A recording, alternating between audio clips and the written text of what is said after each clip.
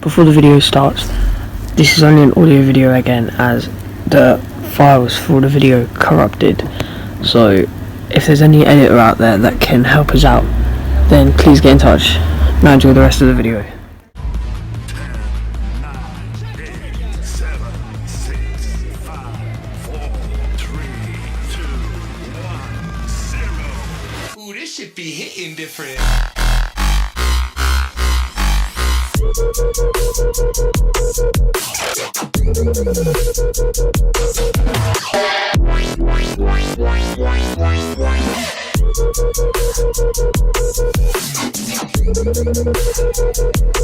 Ooh, it's lit.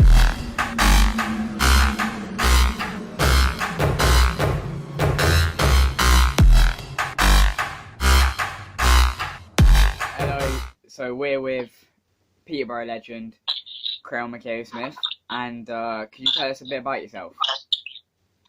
Yeah, I'm 36 years old, so I'm getting on a bit now in the football world. I've been playing men's football since I was 16, so I was at St Albans when I was 16, and broke into their first team.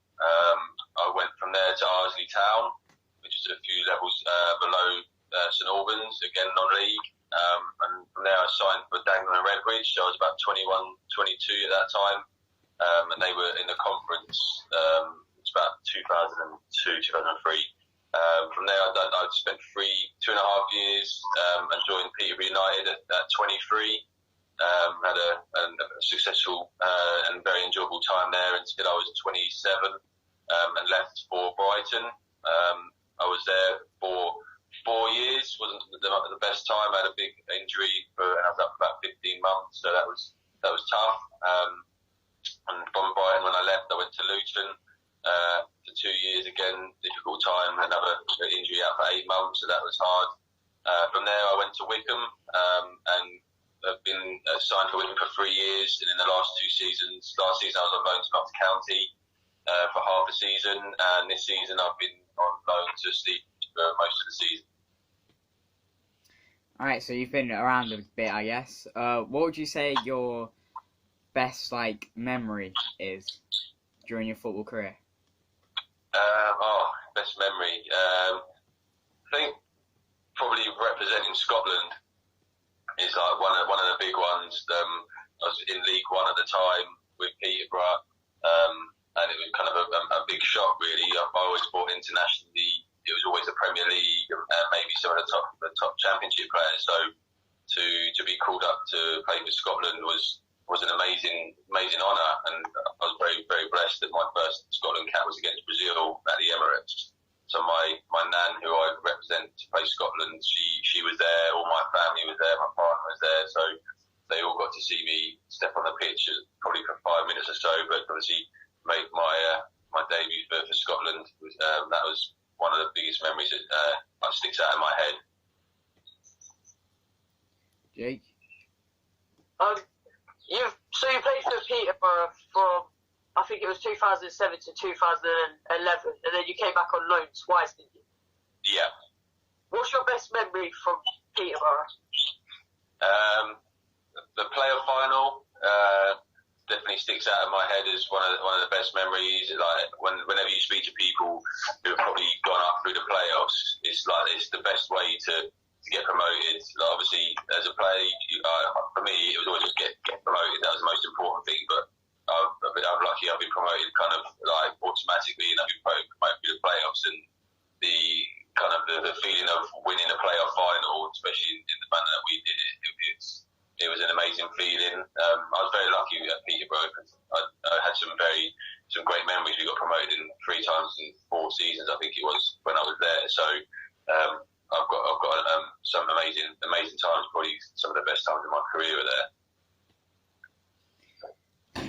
Yeah, have you been set by Stevenage any work to do over this time? I didn't say that, sorry. At Stevenage, have you been set any work to do over this time? Yeah. I think every club. I've also had stuff before.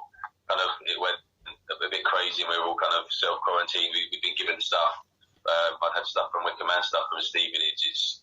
Because we don't know whether the season's going to be finished. but we've got to prepare like the season is going to finish. So we've all been given plans of work to do. Me personally, I've taken a little bit of time off the last couple of weeks because I think as we get closer to kind of May, June time, then I think hopefully the season will continue. And I think there'll be a period where we will be given like a mini pre-season. So I'm doing a little bit, it's just jogging and a little bit of strength stuff. But probably over the next couple of weeks, maybe probably the beginning of next week, I'll start increasing it towards maybe, I think the 16th of May was the date that we may be going back.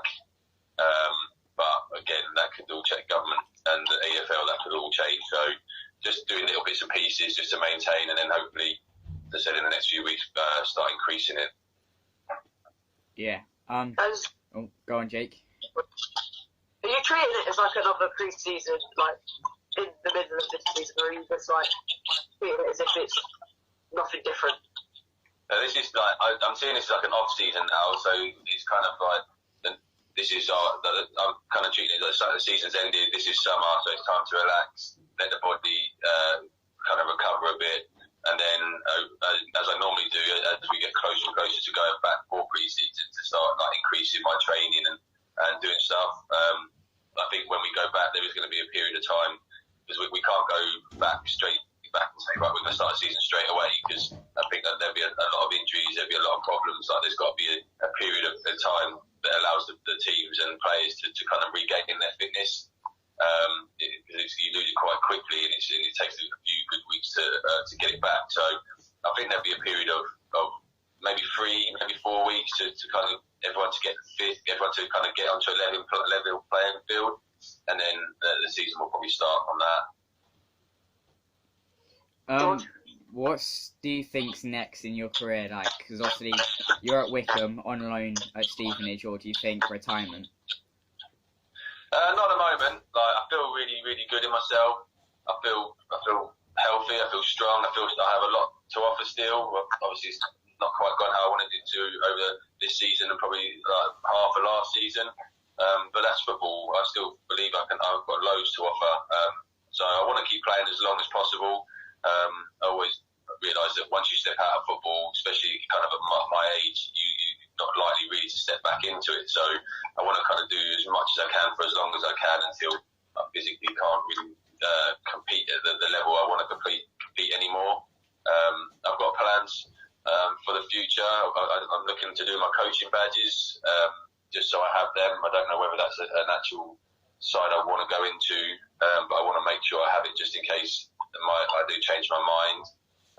But with this time, I've been looking into doing like a striker kind of attacking player, like clinics, basically, about how to train strikers, how to make them become more effective, how to get them into different conditions and stuff like that. So I think that's been what I've been looking at this moment in time, and then maybe bring that to obviously a few friends that I've made during my career that might want to try it out, and then kind of see where I go from there. Do you think? Do you think? Well, do you want to go? I'll go. Do you think Wickham is for you, or do you think lower, higher, or? I still believe I can play League One. I still believe I've got that capability, and I still believe I can play in League Two. I feel really confident in myself and my ability. It's just like with Wickham, that it wasn't kind of meant to be at that time. They've obviously gone in a different direction, and obviously Stevenage has not really worked out in the sense that there's been 4 managers. Every manager's had their own opinion and the way they wanted to go. So the last kind of year and a half I felt fit, and I've been fit and healthy and ready to play. As I said, I just need the opportunity to be given to me to allow me to do that. So we'll see. Football's a funny game. It can change very, very quickly, both positively and negatively. So I'm not going to worry about it too much. I know where I want to be and what I want to do. As I said, I've got this time now in self-quarantine to kind of focus on a few other bits and pieces and start putting stuff in together in the background, ready for the day I do retire. Jack, do you want to... How does it feel getting your first contract at 16? It was good. It was a surprise. Like obviously, I was playing Sunday League football for St Albans with my mates, and they had like a midweek youth team, which is very similar to like how academy would work in a professional team. So it was an amazing feeling. But obviously, playing against men at 16, it was tough. I wasn't physically. I hadn't physically really got like grown, and it was. Obviously, so playing against men, it was a great learning curve for me. Like I learned a lot from that. I learned a lot how to protect myself. I learned a lot of the physicality of the game. I learned a lot of different ways of playing the game. So I see it as a massive benefit for me to have done that. Mm-hmm. Have you got any? Do you got any regrets in your career?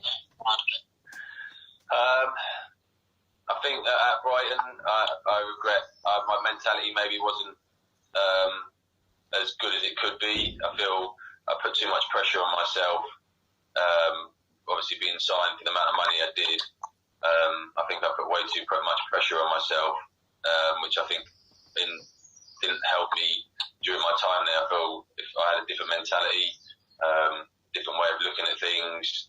I was in a rush to be successful. I was in a rush to get to the Premier League. So I'd be very harsh on myself. I was like my own worst critic. I'd have a go at myself. I'd moan at myself. I'd berate myself, even if I did well or did okay. It was never good enough for me. So I think if I kind of restructured my mentality when I was there, I think I would have been more successful. Do you think you'll ever play abroad? Not now. I think that when I didn't have a family, when I didn't have kids, then maybe that would have been an option, and I would have looked at that. Obviously, it would have been nice to have gone to obviously America, Australia's coming out, even like Spain. These places would have been really interesting. But I think now I've got two young children. I think kind of that time has passed for me. You never know. As I said, in life things come up and things change. But I think maybe footballing wise, that might have passed for me now. George or Jack, do you know? So you've got, obviously you just said you got 2 kids. Are you going to try get them into football? I'm not going to push them. Like that was the one great thing about my parents. They never forced me or never pushed me like to do it. They only ever pushed me to be the best I could be. They weren't worried if I was a footballer. They didn't worry for anything I did. They just wanted me to be the best I could be and just work hard at whatever I did. And that's the same with me and my kids. I've got a little boy and a little girl, and I'm not going to push either of them to do anything that they don't want to do. Like, but if they're not into sports, and then that's fine with me. They pursue whatever they want to pursue. If they want to play football, then I'll help guide them and then help teach them. But it'll be their kind of path to follow, their path to make mistakes. I'll always be there for guidance.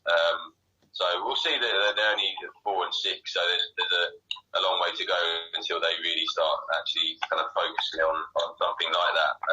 But I'm always here for advice for them in what direction they take. So there was, I forgot what I was going to say now. Sorry? You could go back to the start of your career and change one thing.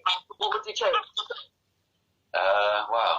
If I go back to the start, I probably would have studied about my mentality and the brain. Like, the older I've got, the more I've realised that the brain plays a far bigger role than your physicality, your ability, your size, speed, strength, etc. Like your mentality, with your mentality you can overcome anything. And I think when I was younger, if I'd have learned more about that, learned more about how to harness that, then I think I would have been a very different person and a different player. Like, not so much a different player, but maybe I wouldn't have let things affect me in some of the ways they have over my career. And obviously, when you look at the best players, the best sportsmen, the most successful people in the world, they have the best mentality. They have the mentality that puts them to the top of their chosen subject. Do Jack or George? When you isn't Stephen is in League Two, isn't it? Yeah, bottom of League Two. Who would you say is the best player in League Two, in your opinion? Best player in League Two. Wow. Best player in League Two. I'd say at this moment in time, by going through the statistics and everything, Doyle, the centre forward for Swindon, is probably up there as one of the best players in League Two. He's got 20 odd goals in 20 odd appearances, so I think he's kept Swindon driving forward, and they look like, as I said, hopefully the season is finished and they look like he'll have driven the club on to promotion. Yeah. How was it to like change from like going on nights out, meeting your mates, to fully focus on football? Was that a hard change, or? Not really. I've never really been a big going out and partying too much. It did get to a point probably where it's like I need to like focus more on football. I've always been focused on it, but I think as you start progressing and you start getting a little bit of success, like then if you really want to achieve something in the game or in life, your focus has to really become narrow-minded, and you have to look at exactly what you want and how you're going to achieve it. And sometimes things have to go that may be holding you back in that. And sometimes that's friends, sometimes that's nights out, sometimes it's yourself that holds you back. You've got to do all these different things to push yourself to the chosen career that you want. It's never an easy path, and it's never going to be handed to you. You've always got to do things like above and beyond what you feel you're capable of and comfortable of. Do you think you'll be able to get back into the Championship, or like getting a starting squad in League One? Or? I don't know. I hope so. Like I've never put a block on like things that I want to happen. They may seem unrealistic to other people, but then you want to dream. You want to believe that these things are still possible. So the people that have achieved the greatest things in life, they probably never put a block on their dreams. They never felt that there wasn't anything that they couldn't achieve. So I'm not going to say there isn't an answer. I believe like that anything can happen if I focus myself enough and do all the right things. I put myself in a position to achieve that. It doesn't mean that it will come true, or it will happen. But at least I've given myself the opportunity. And for me, it's the most important thing is when I step out of my career and I just look back. I look back and think, well, I'd give it everything that I could, and that would kind of be important to me because I don't want to have too many regrets. What's it like being on loan, like at the moment? Because obviously with everything that's gone on this season stopping, is it like confusing as to what's going on when you're going to go back to Wickham? It's tough. Obviously, I went to Stevenage to play. I wanted games. The games weren't coming at Wickham, and I went there to start to play a lot of games, and I've not really featured too much. We've had 4 managers since I've been there, so every manager has their own ideas of playing, their own ways of playing. So that's been difficult. And then obviously being bottom of the league as well, or near the relegation, being most of the season, it's been tough as well because the way obviously games go when you're down the bottom, it's very, very difficult to kind of, the luck you get is very difficult. The mentality is completely difficult. And obviously the season now has been put on hold. I think there's 10 games to go, and there's been no kind of real start date. Obviously they said May the 16th to go back for training, but that's kind of a provision at the moment because that could be then put back. I think my loan ran out either today or tomorrow for Stevenage, so I don't actually know what is the situation with regards to the loan window. So it's up in the air. I think it's not only football, but everyone in the world, I think, is kind of searching for waiting to see exactly what happens. So I think we just got to take this time, just enjoy it, relax, and whatever will happen, it'll either restart or it won't. So I'm just waiting to hear. Jack? what is the best stadium that you ever played at and why? And how has it made you feel? Best stadium.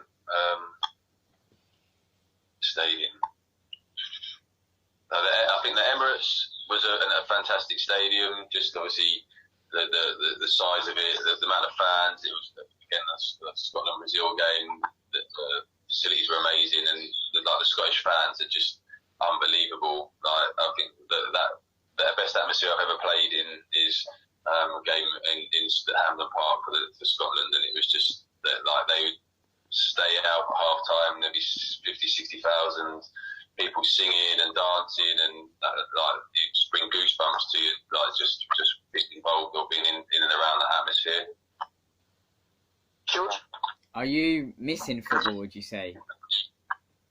Or are you... Yeah, I think I am. It's only so long I can be at home without actually doing anything and kicking the ball around. It's a bit different because the season's finished prematurely. I think it's not. It doesn't feel natural. There's still obviously things to do. There's still 10 games to play. I think if the season had finished and we were in this, then it wouldn't be too much. I wouldn't feel too much because it'd just be the holiday. So I want to get out there and play those last 10 games, finish the season, and then see what happens. I think obviously one season could roll straight into the next season, so it'll be an interesting situation that the EFL have, and obviously the Premier League and that have to restructure the way the leagues are going to follow this season. How do you think? Oh, God, George. How do you think they're gonna do it? If you know what I mean. I think, as I said, I think they rely on the government. Obviously, what might happen is we'll go back. We'll have a few weeks, maybe 3 weeks, possibly, to train to get it so everyone can get fit and do a mini pre-season, and then it'll be as fit the 10 games in as quick as possible. So maybe within a month they will try and get the 10 games in. So it could be Saturday, Tuesday, Thursday games, and then I think it'll be a quick turnaround with the playoffs as well. I think they'd want to get it done within a month and a half, have a couple of weeks break, and then probably go straight into the next season because you'd be fit. You probably wouldn't need a pre-season at that point. So maybe rolling one season straight into the next is feasible.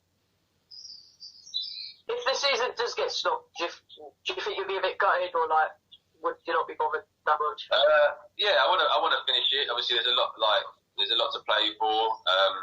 I think lots of clubs will have an argument that why they want the season to carry on. I think there could be a lot of financial ramifications if the season was just stopped and there was no promotions, no relegations. I think there could be a lot of problems. I think that the season has to finish one way or another. I think it needs to be played out, whether that's kind of like we play the season out by the end of this year and we start the next season at the beginning of next year. I feel there's so much to play for in so many divisions. You look at Liverpool could win the Premier League, Leeds could go up and out of the champ, and they've obviously been out of the Premier League for a good amount of time. League One, it's got 8 teams that could still get promoted. There's too much to play for to say, right, the league stopped, no one's going up, no one's going down, because all those teams that have worked so hard to get there, that next season that might not happen for them. So I feel they have to finish it. They just have to work out how they're going to do that. Jack? How long you've been at Stevenage? Who's the best partner that you've had, as in the most chemistry with? I've not really played many games, to be honest. I think there was a young lad called Jason Cowley who was a good player. He'd come up from non-league, and he's a bit like me. He's tenacious. He shuts down. He's not a bad finisher. He's willing to learn. So we worked pretty well together the couple of times that we played together. It's a difficult situation for strikers when you're playing in a relegation battle team, because there's not many opportunities come, or sometimes the opportunities do come and you panic because you feel like you have to score. So it's been a tough time for everyone there. So obviously, as I said, I don't know what the season's going to do, whether it's going to finish out or not. So you just have to wait and see, really. Yeah. Back to Wickham, do you think you'll fit in the the Wickham side, or is it much talent really? I don't know, to be honest. But my contract's up with Wickham in the summer, so but they've done fantastically well. They're right in the mix of promotion to the Championship, which is an amazing achievement for the club. They obviously brought in a few players in the summer, which happens at all football clubs.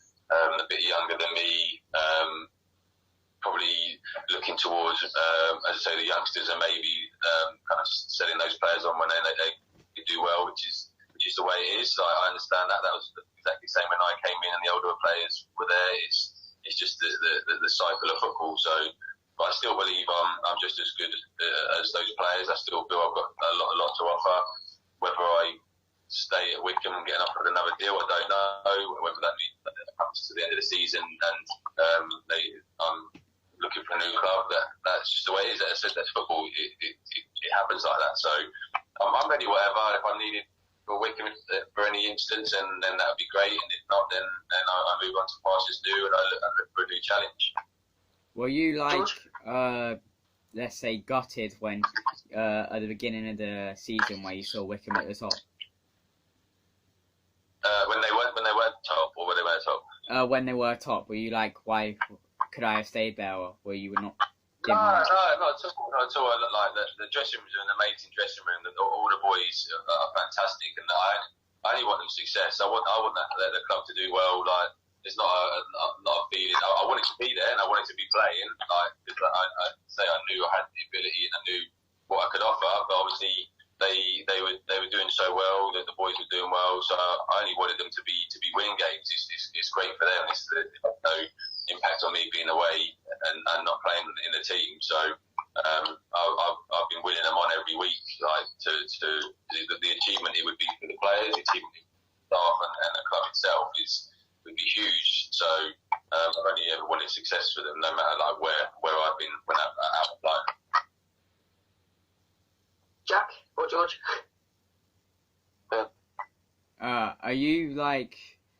Did you like your time at Wickham, or like would you have gone to Wickham if you knew what would happen now?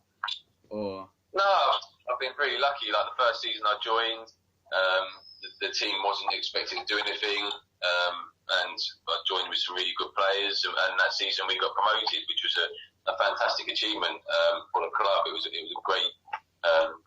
great season to be had. And then the following season, I played a little bit in League One, and it was a bit disappointing that I didn't play more, because as I said, I feel like I've got a lot to offer still, even at that level. But I wouldn't change anything. I've been very lucky to be there and meet some great people. I went to Notts County on loan last season, which was fantastic. It's a hell of a club. It's a shame that it's been relegated out of the Football League, but I think it will be back very soon. And then obviously this season has gone to Stevenage, and it's given me a more different perspective of football. Now I've looked at it a bit more differently in regards of coaching and how sessions are put together and how different managers do stuff. So it's given me an insight into how I would do stuff in the future. So I try not to look at anything really as a negative too much. There's a reason you get put in certain places and you have certain lessons to learn. So it's just finding out why I've been put there, what lesson I need to learn from the situation, and then implementing that in my life, and then moving forward. What's it like joining a new club? It's daunting. It's like going to a new school. It's like you know people, you might know people, or you know people from reputation or playing against them. So it's a little bit daunting. You're going into an unknown. But you're all there with like a common goal. You're all there to play football. You're all there to achieve stuff. So that kind of brings you together. And then once you kind of start getting sessions in and stuff, then obviously the banner starts flying, and then it becomes a lot easier to fit in. Obviously, join a new team. Most teams do a ritual. You have to sing on the first away trip or something like that. So that's for some reason you can go out in front of 40,000 people and not be nervous, and you stand up in front of 20 people and have to sing. Turn into a shaking mess. So, I've been very lucky. The dressing rooms I've been in have been fantastic, and I think that the major success that I've had has come from dressing rooms that have always been together, always believed that we could achieve something. So I've been very, very blessed in that respect. Was there a club that you was there a club that you wish you got into, if you know what I mean? I don't know, to be honest. Had an opportunity. There was an opportunity maybe to have joined Norwich when they were just on the verge of going to the Premier League, but that didn't happen. There's many times that things happen, and there's maybe an opportunity that might present itself, and then it doesn't quite happen. I think that happens with all players throughout the football league, and there's always comes opportunity, and then they seem to be taken away, and these things happen, and you have to adapt, you have to move on. There can be moves that are really exciting, and you want to take it, and it doesn't quite happen, and you've got to be professional enough to put your head down and forget about that. And as I say, it might not meant to be that type of move at that type of time. So again, as I've got older, I've understood these things more, and kind of not looked at them as setbacks and disappointments. I've tried to understand why they happened, what that is meant for this team, and how I need to move forward from that. If you could play with any League One to Championship player, who would it be? And why? Oh wow. We had a young lad at Wickham at one stage called Ebsy. He's a QPR. So he's a fantastic player. Who else is there? Lee Tomlin. I played with Lee Tomlin at Peterborough. Fantastic player. There's so many good players now. The standard of player throughout the leagues is increased so much. Like you look at the Championship is mini Premier League now. The amount of players that have actually played in the Premier League and now playing the Championship is huge. But that filters down. Top Championship players now are playing in League One, and so on and so forth. So the standard in every division is so much tougher, but it's great to see. That's what you want. You want the standard to increase and the competition to increase. George or Jack? Who would you say is the best manager that you played under? It's probably between Darren Ferguson and Gus Poyet. The two of them, they were very, very good. A bit different tactically. I think under Peterborough, Fergie was very much kind of, we played a diamond, and he wanted people to get forward and wanted to flood the pitch and try and get chances and create chances. He wasn't. It was more about scoring than it was maybe conceding goals, which kind of showed in our scoring charts. So it was great for me as a forward playing in that kind of football. Obviously having like George Boyd, Grant McCann, like Aaron McLean, players like that around as well. Lee Tomlin, that helped me just making runs, being in the right position. But he was a very good manager, young manager, which was good. He just come out of the game, so he kind of understood being a player, and obviously he was learning to be a manager. So he was a good one to work under. And Gus Poyet was obviously been a fantastic player in his career. His style of play was kind of very similar to kind of Barcelona and Spain at the time, how they kind of dictating everything and how it was passing, and kind of you create space and overloads with your passing.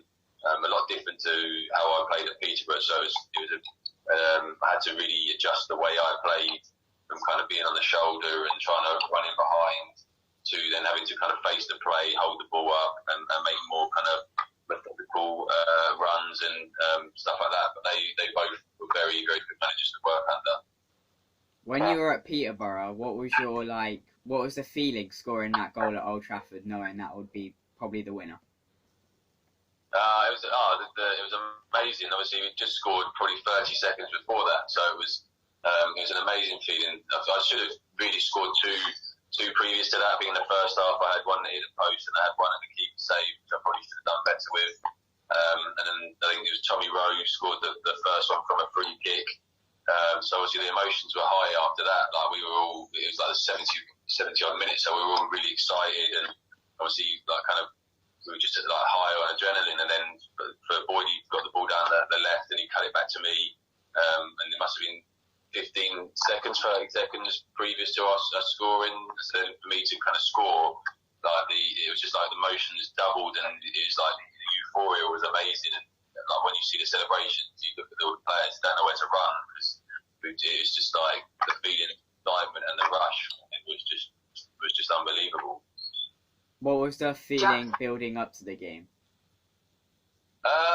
Excitement and a bit of nervousness. I think that it's a great thing to play in a playoff, like to get to a playoff final. Obviously, there's always a winner and a loser, and obviously losing would have been hard because you've got all that season, that won the two playoff semi games, and then got to the final and lost. So that would have been hard. But there was a bit of nervousness because it was such a big game, and I think everyone was, as I said, like looking forward to it, but also a little bit apprehensive. And but I felt like once we played our game, and I think we were quite happy with how we would do. For me, it was great because the pitch was massive, and at the time I just loved to run. So the bigger the pitch was, the happier I was. It gave more space to do what I was really good at. And obviously stepping out onto the field and seeing almost 60,000 people there at Old Trafford, it was amazing. It was just the only thing that was disappointing in the sense of obviously you played at Old Trafford. It's amazing, but I would have liked to have played at Wembley. I'd like to have played the final at Wembley. As a player, you don't get many opportunities to go to Wembley to play. So that was a shame. Obviously, the Champions League final was at Wembley at the time, so Old Trafford wasn't a bad backup. What's the best set of fans that you played in front of?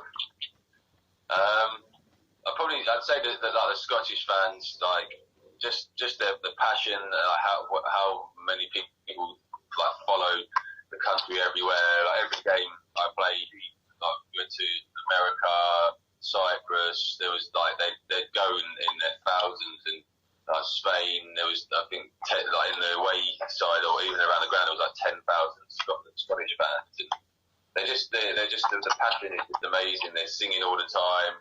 As I said, at Hampden Park, like the whole place is rocking throughout the game, and even at half time, like no one goes in, everyone sits on their seat. They sing songs. It's just an amazing, incredible atmosphere to be part of. Would you Does say the atmosphere put you off sometimes? Put us off? Yeah. Not really. It's great to be say in the home game and the fans are loud. Like the louder it is, the better it is. You just get your adrenaline increases off of that. You get excited. Like it feels like it drives the ball towards the goal because like I say, it just pushes you on. And for me, playing in away games, the best thing for me, I didn't mind it at a hostile atmosphere. The best thing for me was scoring and the whole stadium going quiet. All you could hear was like the away fans that had come to the game. You could just hear them cheering. That was always the best thing for me in an away game. So I love playing in front of big crowds. I love playing in hostile atmospheres because as a player, that's what you want. You want to play in these types of games. You want to play in those types of atmospheres. It's part and parcel of it. And as I said, I think the mentality is a big driver on how successful you become with dealing with those things. George? Would you say that your Scotland debut was your best game you've played in? No, I was very, very lucky as well. I played against Spain. I started against Spain in a Euro qualifier against Spain, and it was such an important game as well. We had to win to try and get to I think it was like the playoff version in the Euros. So to start to play the game, to play 90 minutes, it was an amazing. It's probably one of my most favourite games. Playing against PK, Puyol, Sergio Ramos, kind of like Busquets. I think it was Xavi in midfield, like world class players who've been at the top of the game for many years. Like players I've seen on TV and watched them in amazing Barcelona teams and Real Madrid teams. I won a penalty in that game, which was amazing. So that's one of my most favourite games. Jack? Throughout your whole career, what is your favourite goal? that you've scored? Favourite goal. I think one of the best is I scored overhead kick for Brighton against Burnley.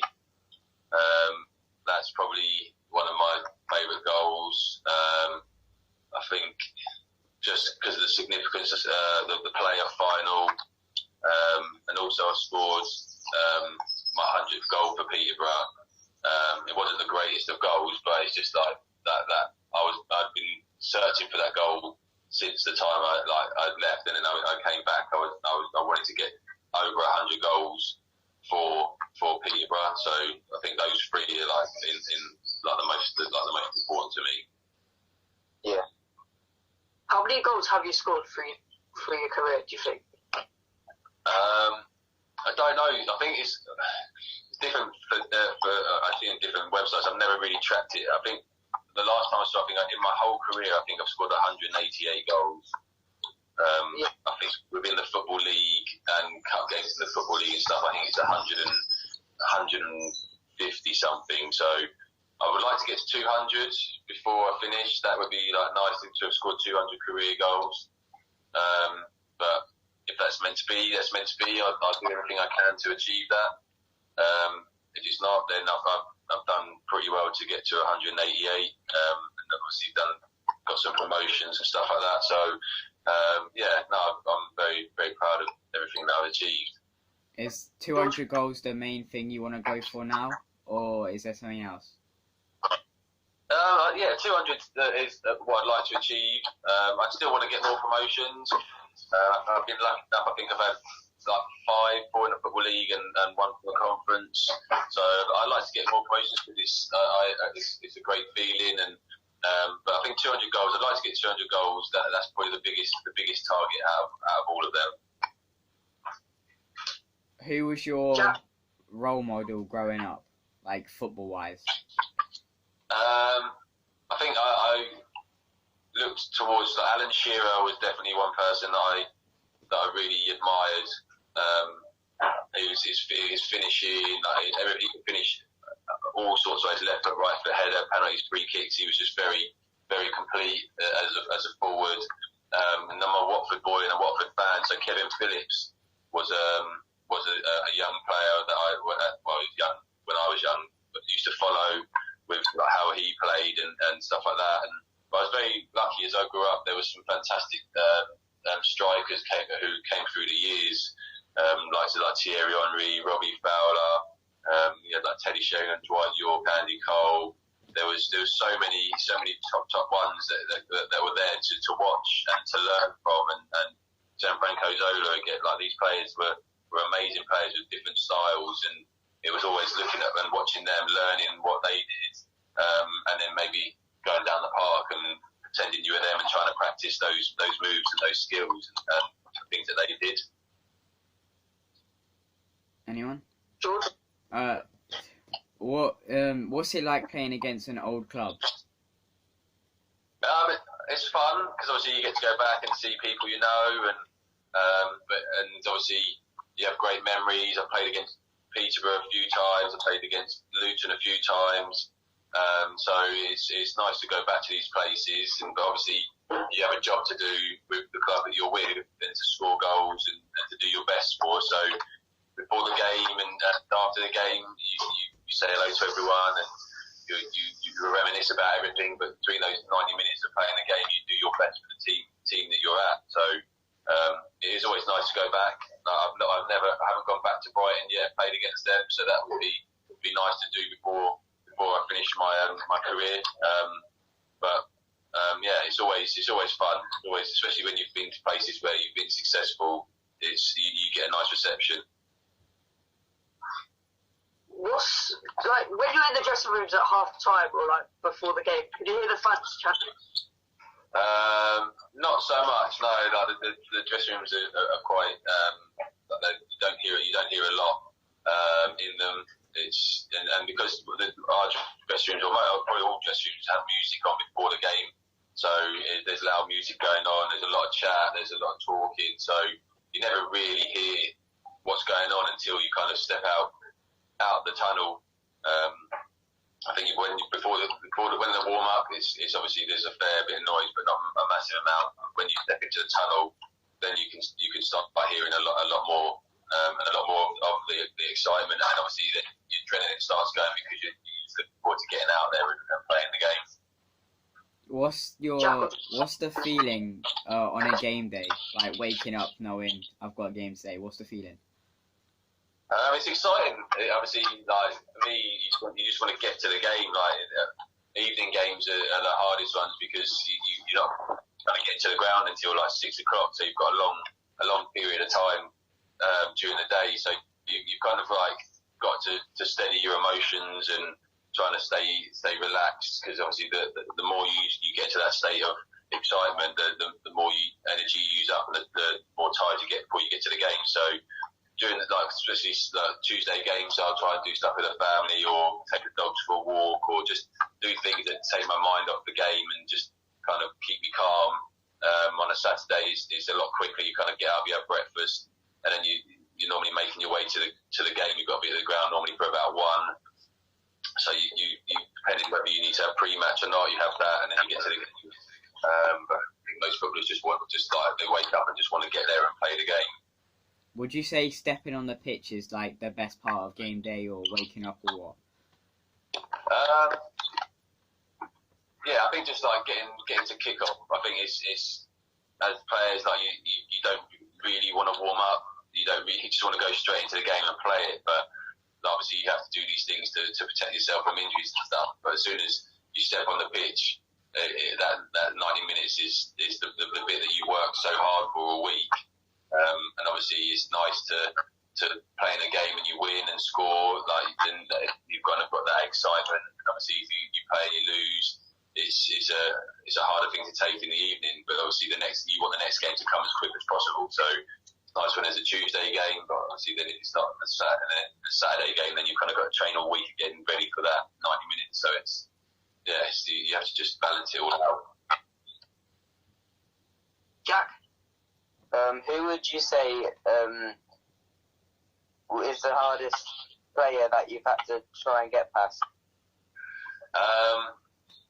I think for me, Wes Morgan for Leicester was always really, really tough. I always had a really hard battle with him. He's very strong and he was very quick. So it was always tough against him. Who else? Like Adam Alab, who was at Brighton before I joined. He was very, very difficult. And then in training for Peterborough, you had Gabby Zakawani, who was just like he would head your foot if he really had to. He was just hard as nails. So those three are very tough opponents. George?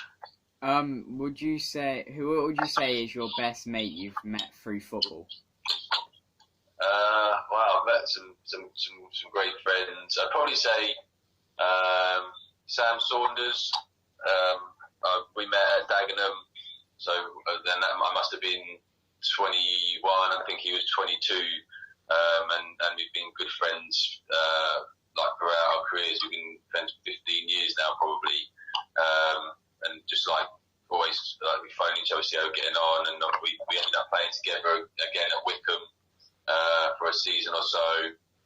So he's probably the one I keep in contact the most. But I've been very lucky. I've met a great amount of people and played with a lot of people that I now can call my friends. I think we're all out of questions now. Thank you very much for coming on today and having a chat with us. That's all right, no worries. Appreciate it. I really enjoyed it. Been amazing having you on. Yeah, thank you.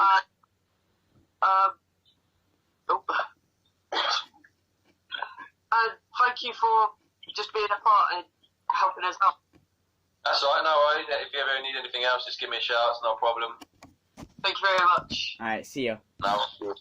Bye. Take care.